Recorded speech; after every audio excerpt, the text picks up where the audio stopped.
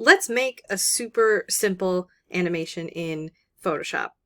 So making animation in Photoshop with timeline can be very, very simple. You can also get extremely complicated with it. But let's do the very simple way first. You don't even need to draw in Photoshop to make an animation. So right now you're seeing I have a little black circle here, and we're actually going to animate that moving back and forth on a continuous loop. So right now I'm going to go to the window menu bar item at the very top, and I'm going to go to timeline here at the bottom. And you'll see this little menu pops up. It may pop up in a different spot for you, but right now it's down here at the bottom. And the first thing it prompts you is to create a frame animation. There's also, if you click this downward arrow, the option called video timeline. This is the more sophisticated version of animation in Photoshop, but for simplicity, we're going to start with frame. So create frame animation and then click. So now you can see this little square pops up, and it has a 0 seconds currently. That is the time. You see your little circle in this little preview here as well. There's a setting for looping. So if I click, you can see there's once, 3 times, or forever. So we're going to keep this on forever. There are little play, back, forward buttons. There's your trash for deleting, your plus for new frame, and then an option called tweening, which we will also cover. For right now, what I'm going to do is I'm going to click Add New Frame, and it's added a second frame that looks identical to the first. But now what I can do, without making a new layer, you can see I have one layer with my black circle and then my background layer. Without making any other drawings, what I can do is by hitting the V tool, so I have the V for the move tool, is now I can click and move my circle.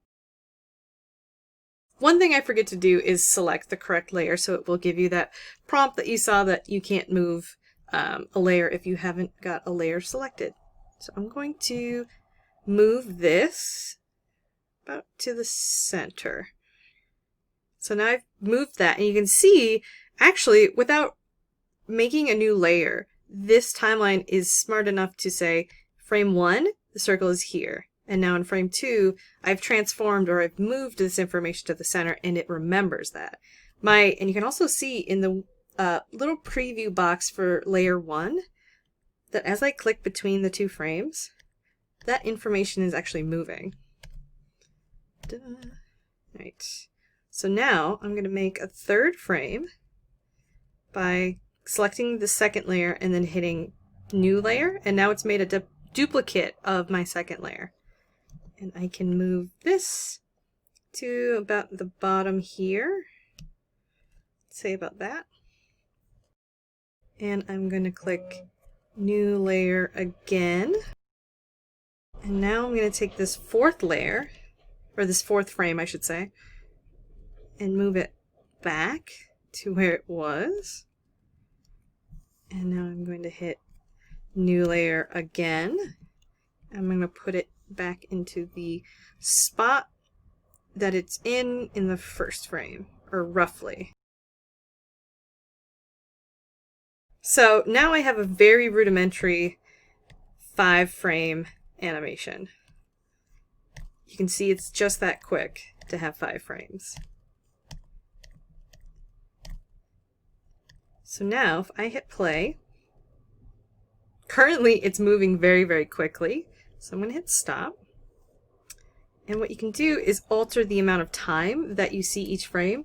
So you can do that individually by coming to the seconds down here, picking one of these, or entering a custom frame, say something very weird like 0.55 seconds. You can get very granular.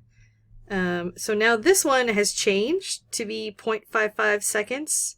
We can change it to be 10 seconds, which is a super long time. Go to this. So now you can see that the first frame has this pause. let's make them all 0.1 seconds. So when you select all the frames, you can apply the same amount of time to all of them. And then if I hit play, much better. So very simple. What you can do from here is actually you can tween these. So I think tweening is a great tool. It's also very quick and easy. It doesn't require you to do a lot of drawing. So if you're doing something like this where you're moving a simple object around your image, you can go to, let's say I want some more frames between 1 and 2. I will select frame 2, and then I will hit this sort of like, looks like a comet of little circles from transparent to opaque. I'm going to click that, and then you get the tween frame. So what I'm going to do is I'm going to tween so it makes in-betweens with the previous frame, because I want between 1 and 2. I'm going to add 5 layers. I'm going to make sure I've selected all layers. So right now it's including my layer 1 and my background. And I'm going to keep position, opacity, and effects all checked. So I'm going to hit OK. And now I have 5 extra frames. You can see if I play it, I have much smoother motion.